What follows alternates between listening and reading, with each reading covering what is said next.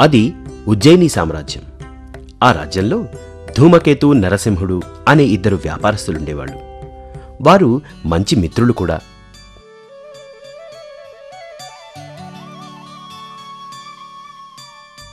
ఒకరోజు ఇద్దరూ వ్యాపారం ముగించుకొని డబ్బు తీసుకొని వస్తున్నారు. బాగా చీకటి పడిపోయింది. కొద్ది దూరం వెళ్ళిన తర్వాత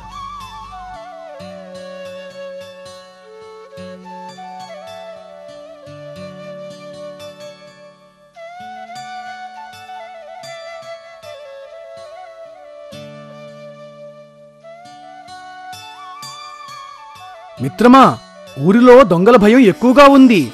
పైగా ఇప్పుడు అర్ధరాత్రి కావస్తుంది. ఈ పరిస్థితిలో మనం ఊళ్ళోకి వెళ్లడం అంత మంచిది కాదు. కాబట్టి మనం డబ్బుని ఇక్కడే ఈ చెట్టు కింద పూడ్చివేద్దాం. ఉదయమే వచ్చి తీసుకెళ్దాం. సరే మిత్రమా, నీ ఇష్ట ప్రకారమే కానివ్వు. వారు ఆ ధనాన్ని ఒక గొయ్యి తీసి ఆ గొయ్యిలో పూడ్చిపెట్టారు. వారి పక్కనే ఉన్న చెట్టును గుర్తుగా పెట్టుకున్నారు.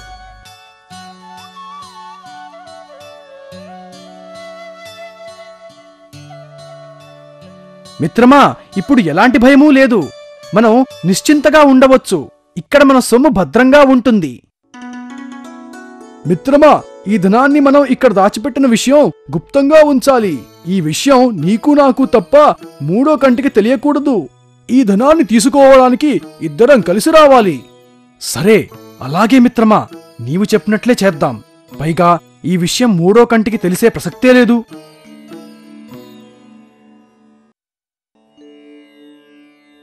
ఆ ఇద్దరి మిత్రులు అక్కడి నుంచి తమ తమ ఇళ్లకు బయలుదేరారు. ఆ రాత్రి ఒక పెద్ద తుఫాను ప్రారంభమైంది.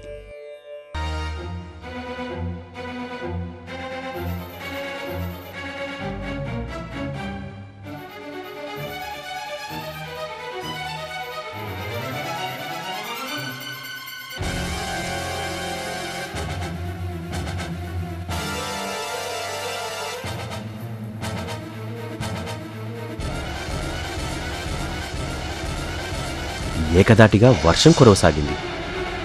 ఉరుములు, మెరుపులు. ఆ ఊరు ప్రశాంతంగా నిద్రపోతుంది. కాని ఒక్కరు మాత్రం మేల్కొన్నారు. వారే ధూమకేతు.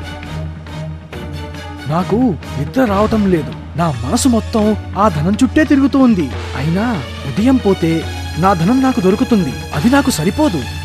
అందుకే నేను ఇప్పుడే వెళ్ళి ఆ నరసింహుడు ధనాన్ని కూడా తీసుకువస్తాను.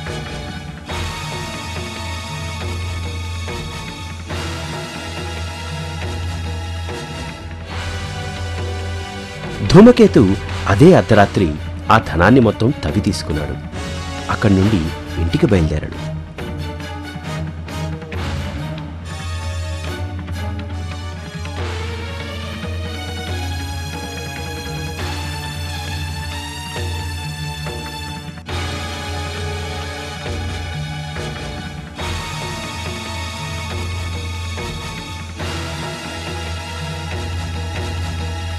ఆ మరుసటి ఉదయం ఇద్దరు మిత్రులు ఆ ధనం దాచున్న చోటుకెళ్లారు. కాని అక్కడ చూస్తే ఆ గొయ్యిలో ధనం లేదు. ఇద్దరూ ఒకరినొకరు నిందించుకున్నారు. ఇద్దరూ కలిసి మహారాజు దగ్గరికి వెళ్లారు.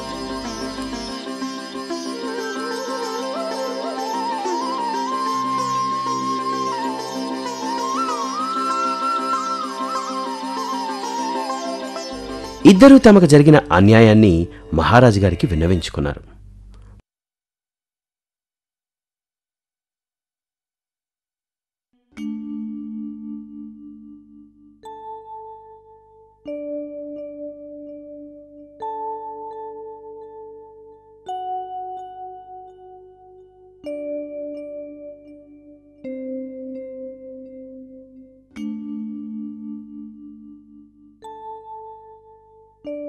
మహారాజు గారు ఇద్దరి వాదనల్ని జాగ్రత్తగా విన్నారు.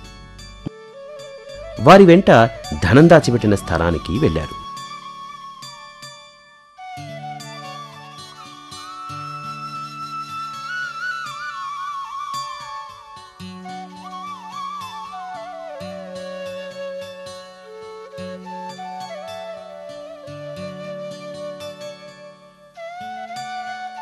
మహారాజా, ఇది నరసింహుడు పనే.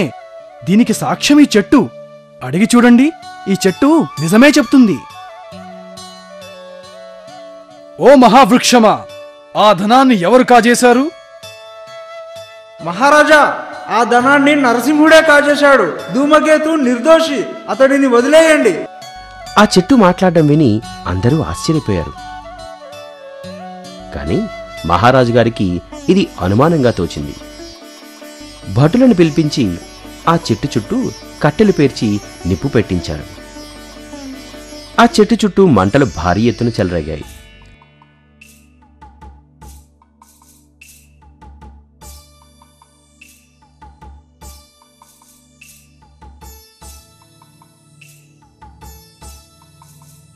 ఆ చెట్టు త్వరలో ఉన్న ధూమకేతు మనిషి అక్కడి నుండి పారిపోయాడు. ఇది ధూమకేతు పనిన ఉపాయమని అందరికీ అర్థమైంది. ధూమకేతును కఠినంగా శిక్షించారు.